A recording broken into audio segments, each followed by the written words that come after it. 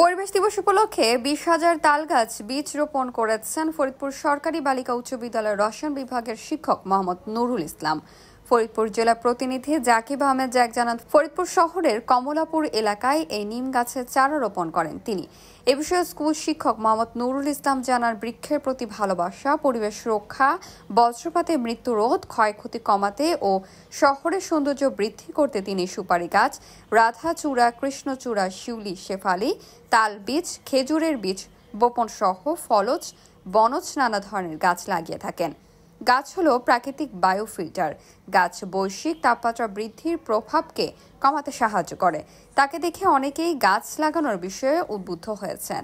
আজ বিশ্ব পরিবেশ দিবস উপলক্ষে আমি কমলাপুর এলাকায় 20টি নিম গাছের চারা রোপণ করলাম। তো নিম গাছ জানেন আপনারা বায়ু দূষণ রোধ করে এবং বাতাসকে ঠান্ডা রাখে।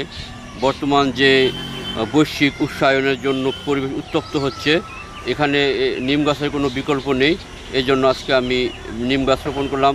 এর আগেও আমি বিভিন্ন গাছ রোপণ করেছি। আমি 20,000-এর বেশি তাল বীজ বপন করেছি। কৃষ্ণচূড়া, রাধাচূড়া, বট, সুপারি, টগর, জবা, অনেক ধরনের বৃক্ষ আমি রোপণ করেছি। তো আমার এই বৃক্ষরোপণ অব্যাহত থাকবে ইনশাল্লাহ।